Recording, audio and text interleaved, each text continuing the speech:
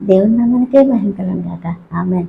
పరలోక తండ్రి అమృత కృపవాక్యాన్ని మనం విందామండి, మనం బ్రతుకుదామండి, రక్షించబడదామండి. దేవుని అమృత హస్తమే మనల్ని మరణం నుంచి తప్పించగలదనమాట. ఆయన బంగారు హస్తమే మనకు గుండెల్లో ఎంతో భాగ్యం అనమాట. ఆయన మాట తోడనే వెలుగు వచ్చాను, ఆయన మాట తోడనే జీవం కలిగిన, ఆయన మాట తోడనే ఎముకలతో సహా జీవింపగలిగినవండి. ఎందుకంటే అంత గొప్ప సర్వశక్తి ద్వారా మనం జన్మించబడిన మనము ఆయన మాట ద్వారానే మరలా మనం బ్రతికించబడతామండి, రక్షించబడతాం. ఆయన మాట ఏది అని మనం ఎతికిన ఎడల, ఆయన మాట ఏది అని మనం తట్టిన ఎడల, ఆయన మాట ఏది అని మనం అడిగిన ఎడల ఆయన తప్పకుండా మనకు అనుగ్రహిస్తాడు, తప్పకుండా తలుపు తీస్తాడు అనమాట. ఇటు భాగ్యపు దేవుణ్ణి మనం కలిగియండి, ఆయన నిత్య వాక్యాన్ని మనం పొందుకొని ఆయన జీవ మార్గంలోకి వెళ్దామండి. అయితే ఆయన ఎంత అమృత దయామూర్తి అంటే, ఎంత కనికర సంపన్నుడు అంటే, చనిపోవలసిన మనతో సహా, ఈ లాస్ట్ తరమైన మనతో సహా ఆయన ఎంతగానో మనల్ని ప్రేమించి మన కోసం పరలోకమును విడిచి భూమికి వచ్చిన బంగారు దేవుడు అండి. ఈ లోకానికి వచ్చి ప్రాణం ఇచ్చిన దేవుడు. అనేకమైన పాపుల చేతిలో పడి హింస పొంది ఎంతగానో బాధ అనుభవించి మనతో పాటు ఆయన మన కోసం ప్రాణం ఇచ్చి, ఎంతకంటే మనం రక్షించబడాలంటే ఆ యొక్క అపవాది చేతుల నుంచి విడిపించబడాలంటే వెల అర్పించాల్సిందే. వెల అర్పించకపోతే ఆ దుష్టుడు మనల్ని వదలడనమాట. అట్టి చెడు పాతాళ నాశనపు దుష్టుడి నుంచి మనం విడిపించబడాలి అంటే జీవాధిపతి దయామూర్తి అమృత తండ్రి పరమును వీడి వచ్చిన సర్వ సృష్టికర్త కన్న తండ్రి క్రీస్తు ప్రభువారు మాత్రమే దయాళుడు, దాక్షిణ్యమూర్తి, రాజ్యభారం బుర్ర మీద వేసుకుని ఆయన మన కోసం వచ్చి ప్రాణం పెట్టిన రక్షకుడు, రక్తం కార్చిన దేవదేవుడు మాత్రమే మనల్ని బ్రతికించి రక్షించి సహాయం చేయగలడు. ఆయన మాట ఏదని మనం వెతికిన ఎడల, ఆయన మాట ఏదని, ఆయన దారిని, ఆయన మార్గాన్ని, ఆయన సత్యాన్ని మనం వెతికిన ఎడల నిత్య పరలోకపు జీవ మార్గంలోనికి మనం వెళ్తాం అనమాట. అయితే అది ఎంతో మంచు వలె ఎంతో హాయి కలిగించేది. ఆయన మాట ఎంతో తేలికైన కాడి కలిగినది అనమాట. అట్టి కాడి కింద మనం వస్తే మనం ఎంతో అదృష్టవంతులు అవుతాం అనమాట. అయితే మనకు కలిగిన ఈ మట్టి ఆలోచన, మనకు కలిగిన ఈ మట్టి బుద్ధులతో మనం ఈ లోక విధంగానే ఆలోచించినట్టయితే, ఈ లోక విధంగానే మనం ఎంత నాశనపు ఎంత మట్టి బిగువును పెట్టిద్దో అదనమాట. ఇప్పుడు ఒక బంక మట్టి మీద నడవండి, వాన వచ్చినప్పుడు ఎంత దూరం జారి పడతామంటే, ఆ కాలు గట్టిగా లేకపోతే, ఆ యొక్క విధానం బిగువు లేకపోతే నడు విరిగి అంత దారిలోకి వెళ్ళి పడతాం. ఈ లోక తాత్పర్యమే కదా. అలాగే సాతానుడు అపవాది కూడా బంక మట్టికి అంటే భయంకరమైన తెలివి తక్కువ భయంకరమైన తను మన బుర్రలో, మన నరనరాల్లో వాడి యొక్క విషపాన్ని నాటి పెట్టేస్తున్నాడు అనమాట. అయితే మనం ఎవరైనా బ్రతికి ఉంటే, ఎవరైనా సరే దేవుడి మాటలు వినాలని అంటే కనుక ఇటు జీవాధిపతి చిహిచ్చే అమృత తండ్రి అస్తమించి కరుణ సంపన్నుడి మాట వింటే మనం ఇట్లా జారి పడిపోకుండా, మన ప్రాణాలు నరక శక్తుల్లోనికి వెళ్ళిపోకుండా మనం ఆయన మాట వింటే బ్రతికించబడతాం. మృతులతో సహా ఆయనకి ఇష్టలేని వారిని బ్రతికించేది. అట్టి ఇష్టపూర్వకమైన భాగ్యంలోనికి మనం వెళ్దామంటే ఆయన మాట వింటే, ఆయన మాట వింటే ఎటువంటి వారి కోసమైనా ఆయన ఆగుతున్నాడు, ఎటువంటి వారి కోసమైనా ఆయన నిలబడి చేయిస్తున్నాడు, మాట్లాడుతున్నాడు. వాళ్ళ ఇంటికి వచ్చి భోజనం కూడా చేసి ఎంతగానో రక్షణ మీ గృహంలోనికి వచ్చిందని చెప్పి ఎంతో సంతోషింప చేస్తున్నటువంటి ఇట్టి పునరుద్ధాన దేవుడు, ఇట్టి శక్తిగల దేవుడు, ఇట్టి గొప్ప నూతన ద్రాక్షరసంగా మన హృదయాలు మార్చగల సర్వశక్తుడు, ఆరోగ్యకరంగా నెమ్మది కలిగినటువంటి హృదయాలతో మనల్ని నింపగల సర్వశక్తుడు ఆయన చేతుల కిందే ఉందన్నమాట. ఆయన మాటలోనే ఉందన్నమాట. ఆయన మాట ఎంత అమూల్యమైన ద్రాక్షారసం, ఆయన మాట ఎంత అమూల్యమైన జీవపు రొట్టి అనమాట.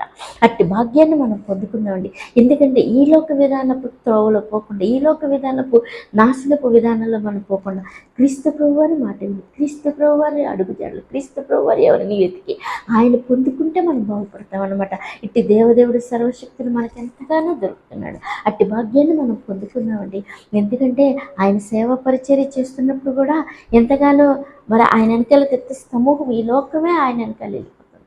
ఎందుకంటే అపవాదికి తెలుసు ఈ లోక విధానాన్ని, ఆ యొక్క దుష్టుడికి ఈయన సజీవుడు, ఈయన దేవుడు కుమారుడు, ఈయన సర్వశక్తుడు, సార్వభౌముడు, సర్వాధికారి, సృష్టికర్త కుమారుడు అని ఆయనకి వాడికి తెలుసు. కాబట్టి ఆయన ఎంతగానో ఈ యొక్క లోకంలో వాళ్ళని ఎంతగానో హింసలతో, బాధలతో, రోగములతో భయంకరంగా తల్లడిల్లింపు చేస్తున్నటువంటి శ్రమ పొందుతున్న ఈ మనుషులకు కూడా అపవాది శ్రమ తెలుసు అన్నమాట. అపవాది దుష్టుడు వేసే పన్నాలు, వలలు, బాధలు ఈ మనుషుల మీద వేసిన, ఈ మనుషులు అనుభవిస్తున్నటువంటి వీళ్ళకి కూడా అపవాది యొక్క బాధ, ఆ యొక్క వేదన, ఆ యొక్క విధానం ఏంటో తెలిసి ఎంతగానో మరి ఆ యొక్క జీవాధిపతి జీవపు ఊపిరిలోనే ప్రేమ కలదండి. జీవాధిపతి జీవపు ఊపిరిలోనే ప్రేమ కలదు. అట్టి ప్రేమ ఏం చేస్తుందండి, కుటుంబ సభ్యులే కానీ మనల్నే కానీ ఎవరినైనా ఆ యొక్క ప్రేమ ఎంత అమూల్యమైనటువంటి ఆ ఊపిరిలో ఉన్నటువంటి ప్రేమ, ఆ యొక్క గొప్ప శక్తి కలిగిన పవరు, ఆ యొక్క గొప్ప ఆ యొక్క అద్భుతమైనటువంటి వనరు ఆ ప్రేమ శక్తిలో ఉంది కట్టి పునర్జీవింపచేసగల ప్రేమ ఎంత అమూల్యమైన ఆ యొక్క ప్రేమ జీవాధిపతిది. ఆ జీవాధిపతి ఊపిరే మనకు పెట్టాడు కాబట్టి ఈ ప్రేమ ఏం చేసేదండి, మానవుల్లో అత్యధికమైన ప్రేమ సంకల్పంలోనే మనల్ని పుట్టేసింది. అయితే వెంటనే ఇట్టి ఒరిజినల్ ప్రేమను ఏం చేస్తుందంటే అపవాది ఏం చేస్తాడంటే వాడి యొక్క విషయంతో ఏం చేస్తాడంటే డూప్లికేట్ చేసేస్తాడు అనమాట. అయితే మొదట మనిషి ఎంతో ప్రేమ కలిగినవాడు, ఎందుకంటే జీవాధిపతి ఊపిరి ఉన్నప్పుడు ప్రేమ కలిగినగానే ఉంటారనమాట. అయితే అట్టి ప్రేమ మనుషులని ఏం చేస్తుందంటే కుటుంబాన్ని ప్రేమిస్తారు, వాళ్ళని ఒకరికొకరిని ప్రేమించండి. ఆ యొక్క ప్రేమలోనే ఉందండి పునర్జీవం. ఆ యొక్క ఆత్మదేవుని ఊపిరిలోనే పునర్జీవ భాగ్యం ఉంది కాబట్టి ఎంతగానో మరి ఆ యొక్క తత్వం, ఆ యొక్క విధానం, ఆ యొక్క ప్రేమ తత్వం ఎంతగానో ఫలింపు చేసి కుటుంబాల సహాయం ఐక్యం చేసి కుటుంబాలు ఎవరికైనా ఏదైనా సరే ఎంతగానో బాధ కలిగి, ఎందుకంటే ఇది సర్వశక్తుడి యొక్క ఊపిరి పెట్టిన ప్రేమలో అంత గొప్ప ఖనిజం ఉందన్నమాట. ఫలింపు దయచేసి ప్రేమింపచేసి వర్ధిలింప చేయగల గొప్ప ఖనిజం దేవుని యొక్క ప్రేమ ఊపిరిలోనే ఉందన్నమాట. అట్టి ఊపిరి మనుషులకు ఉంది కాబట్టి వాళ్ళు ఎంతగానో కుటుంబాలను ప్రేమిస్తారు, వాళ్ళు ఎంతగానో తన మనుషుల్ని, తన రక్తంలోంచి వచ్చిన బిడ్డల్ని ఎంతగానో కుటుంబాన్ని ప్రేమిస్తారనమాట. అటువంటి ప్రేమతత్వం, అటువంటి ప్రేమ బాకి సృష్టికర్త ఆదిలోనే ఈ మనుషులు పుట్టించినప్పుడు తన ఊపిరిని పెట్టాడండి. తన ఊపిరిని పెట్టబట్టి ఇంత గొప్ప ప్రేమ తత్వం బయటకు వస్తుందన్నమాట. ఇంత గొప్ప ప్రేమ ఉండబట్టి కుటుంబం ఈ లోక పరిధిలో ఎంతగానో గట్టిగా కట్టించబడుతుంది. ఎందుకంటే ఆయన ఆదిలోనే ఆదంగాన్ని ఫలించి అభివృద్ధి పొందమన్నాడు. అట్టి అభివృద్ధి పదం అనే ఫలం ఈ ప్రేమ ఊపిరిలోనే ఉందన్నమాట. అట్టి భాగ్యాన్ని మనందరం కలిగినాం అనమాట. అయితే ఆయన సేవ పరిచర్య విధానపు రోజుల్లో ఆయన సేవ చేసుకుంటూ వెళ్తున్నప్పుడు ఎంతో సమూహం వెంబడిస్తున్న ఈ యొక్క దేవుని కుమారుడు, ఈ యొక్క అద్భుతకరుడు, మృతులతో సహా లేపుతున్నటువంటి జీవాధిపతి, ఎటువంటి వారినైనా క్షమించి రక్షించి వారి కుటుంబానికి రక్షణ ఇస్తున్నటువంటి దేవుణ్ణి చూసినటువంటి ఈ యొక్క మనుషుడు, ఆ యొక్క శతాధిపతి అనే అతను దేవుని యొక్క సత్యవాక్య జీవ మార్గం వెళ్తుందని తెలుసుకుని ఎంతగానో ప్రజల ద్వారా వినేవాడు అనమాట. ఇన్ని నమ్మకంతో, ఇన్ని ఆ యొక్క ఆశతో, ఇన్ని ఆ యొక్క ప్రేమతో ఏం చేశాడంటే క్రీస్తు ప్రభువారి దగ్గరికి వచ్చాడు. ఆయన క్రీస్తు ప్రభువారు సేవ పరిచర్య చేస్తూ వెళ్ళిపోతున్నప్పుడు క్రీస్తు ప్రభువారి దగ్గరికి వచ్చి ఆయన ఎంతో వేడుకుంటున్నాడు. అట్టి మనసు మనకు కూడా ఉందా? అట్టి భాగ్యం మనకు కూడా దేవుడు మన ముందు ఆయన వాక్యం నడుస్తుంది, మన ముందు ఆయన చెయ్యి హస్తం వెళ్తుంది, మన ముందు ఆ జీవ ఆత్మ మనతో ఉంది. అట్టి భాగ్యాన్ని మనం తెలిస్తే, అట్టి భాగ్యాన్ని ఎవరి ద్వారైనా సరే వింటే, అట్టి దేవుని వాక్యాన్ని మనం కలిగి ఉంటే, మనం క్రీస్తు ప్రభు వారికి ఈ దాసుల్లాగా మనం వస్తే మనం ఎంతో భాగ్యవంతులు అవుతాం అనమాట. అయితే ఒకసారి దేవుడి వాక్యాన్ని చదవండి. మత్తయి సువార్త 8వ అధ్యాయం 5వ వచనం చదవండి. ఆయన కపెర్నహూములో ప్రవేశించినప్పుడు ఒక శతాధిపతి ఆయన యొద్దకు వచ్చి, ప్రభువా, నా దాసుడు పక్షవాయువుతో ఇంట్లో బాధపడుచు ఇంట్లో పడి ఉన్నాడని చెప్పి ఆయనను వేడుకొనేను.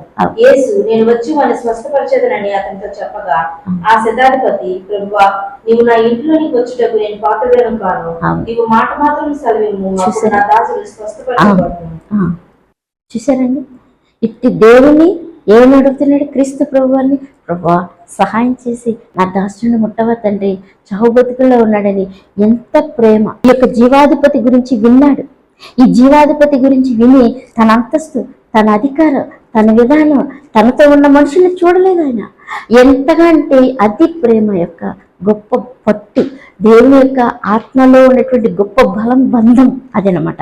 అట్టి బలమైనటువంటి ఆ యొక్క ఆత్మ ఏం చేసింది, ఆయన దగ్గరికి వచ్చేసాడు.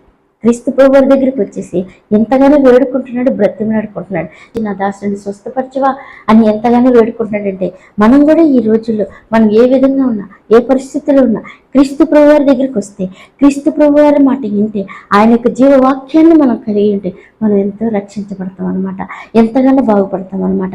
ఎంతగా అంటే అది మాటలతో పొందుకున్న వాడికే తప్ప అది ఎవరికి తెలియదు అనమాట. అట్టి సర్వశక్తిని యొక్క ఆత్మశక్తి ప్రభావం నడుస్తుంది. ఇట్టి భాగ్యాన్ని మనం వెతికితే, కనుగొంటే, ఆయన పాదాల చెంతకు వస్తే, మనల్ని తగ్గించుకుంటే, ఆయన ఎద్దుకు వస్తే, ఆయన మాట వింటే మనం ఎంతో రక్షించబడతాం అన్నమాట. ఇంత గొప్ప భాగ్యాన్ని జీవాధిపతి ఉన్నాడని విని ఆ యొక్క శతాధిపతి వచ్చి ఆయన వేడుకుంటున్నప్పుడు ఇంకొకసారి వాక్యం చదవండి. నేను కూడా అధికారం నాకు లోబడిన వాడును, నా చేతి క్రింద సైనికులు ఉన్నారు. నేను ఒకరిని పొమ్మంటే పోవును, ఒకరిని రమ్మంటే వచ్చును, నా దాసుని ఈ పని చేయమంటే చేయును అని ఉత్తరం ఇచ్చాను.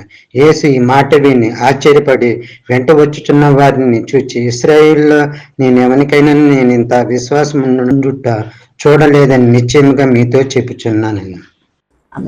చూశారండి, దేవదేవుడు ఎంత గొప్ప ఆశ్చర్యకరుడు.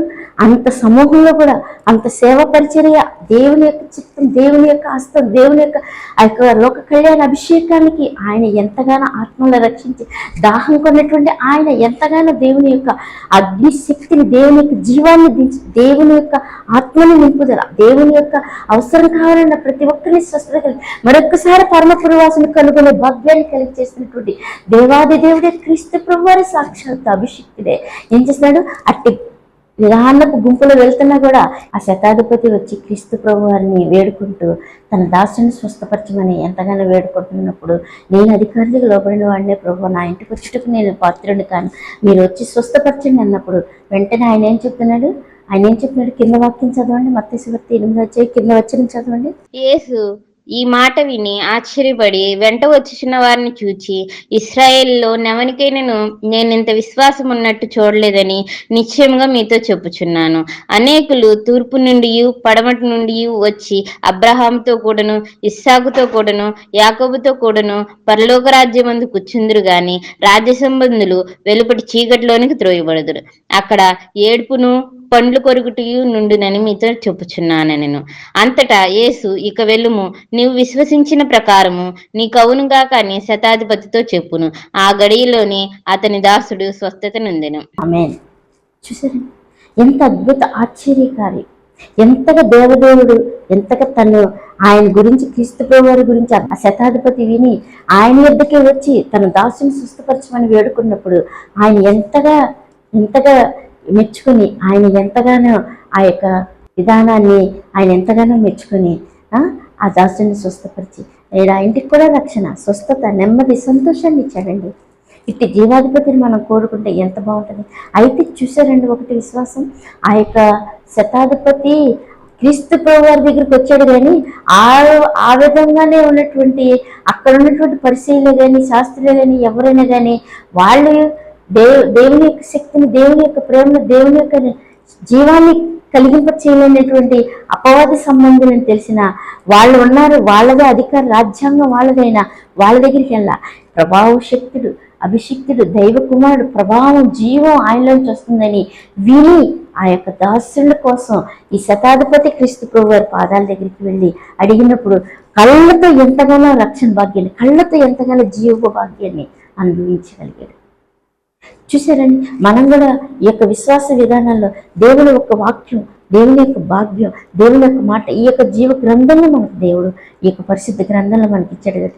ఆయన మాట ఎంతో నమ్మదైంది. ఆయన మాటను ఆరాధించాలంటే, దేవదేవుని మనం కలిగి ఉండాలంటే, ఇది ఎంతగానో ఆత్మదేవుడు మనల్ని ఆశిస్తే, ఆయన పొందుకోవాలని ఆశిస్తే మనం ఆయన ఎంతగానో సమీపంగా ఉండి మన హృదయ తడుపులు తట్టి మనలోనికి వస్తానికి ఇది ఎంతగానో మనం తగ్గించుకుని ఆయన మాట విని, ఆయన త్రోవలోనికి వచ్చి, ఆయన పేరు విని ఆయనలోనికి వస్తే కనుక మనం ఆయన యొక్క జీవవాక్యాన్ని కనుక మనం విని ఆయన మాట వింటే మనం ఎంతో రక్షించబడతాం అన్నమాట. ఇటు భాగ్యాన్ని ఆ దాసుడు పొందుకున్నాడు శతాధిపతి. మనం కూడా ఇటు జీవపు భాగ్యాన్ని మనం కూడా పొందుకొని ఆయన యొక్క నీతిలోనికి, ఆయన యొక్క మాటలోనికి, ఆయన యొక్క స్వస్థతలోనికి, ఆయన యొక్క జీవపు అడుగు జాడలోనికి వెళ్ళడానికి ఇది ఎంతో గొప్ప సమయపు కడవరిదిన. నీకు భయంకరంగా అపవాది వచ్చేస్తున్నాడు. వాడి దారి, వాడి విధానం, పండ్లు కొరుటు ఎంతగానో భయంకరంగా ఉంటుంది అనమాట. అటువంటి నరకపు శక్తుల యొక్క చీకటిలోనికి పడిపోకుండా మనం ఈనాడే రక్షణ దినం కాబట్టి దేవుని నిత్య మార్గాలలోకి వెళ్ళి ఆయన మనకి జీవవాక్యాన్ని అందిస్తున్నప్పుడు, ఆయన ఎవరో తెలియపరుస్తున్నాడు, ఆయన మార్గం మనకు కనబరుస్తున్నప్పుడు, ఆయన సత్యపు నీతి మాటలు, జీవపు మాటలు మనం వింటే, అవి పొందుకుంటే, అవి కలిగి ఉంటే, ఆయన పొందుకోవడానికి ఇష్టపడితే మనం ఎంతో రక్షించబడి స్వస్థత ఆనంద సమాధానంతో మనం ఉంటామన్నమాట. లేకపోతే ఈ యొక్క అపవాది ఏడుపు యొక్క పండ్లు కొరకట్లోనికి మనం వెళ్ళకుండా మనం ఎంతకంటే తూర్పు నుండి పడముండి ఉత్తరం నుండి దక్షిణం నుండి వచ్చి ఏర్పాటు చేయబడిన వారిగా మనం ఉండటానికి ఈ యొక్క భాగ్యాన్ని మనం సద్వినియోగం చేసుకుంటే ఇట్టి నరకపు శక్తి ఏడుపు పళ్ళు కొరకట్లోనికి మనం వెళ్ళకుండా ఇట్టి దేవుని యొక్క రాజ్యాన్ని, దేవుని యొక్క పాదాలని, దేవుని యొక్క సన్నిధిని మనం అనుభవించి ఆయన రాజ్యాన్ని, ఆయన నీతిని మనం వెతికితే ఆయన పాదాలు పొందుకొని ఆయన కలిగి ఉండి ఇటు సంతోషంతో సమాధానంతో ఆయన నిత్య నీడలో మనం బ్రతికి ఆయన పొందుకొని ఆయన ఇష్టం కలిగి ఆయన యొక్క పక్షాన్ని ఉంటే ఆయన కలిగి ఉంటే మనం ఎంతో ధన్యులమే. ఇటు నెమ్మదిని పొందుకొని మనం రాబోయే నాశనపు నుంచి తప్పించబడి ఆయన జీవంలోనికి మనం వెళ్ళి ఆయన కలిగి ఉన్నామండి.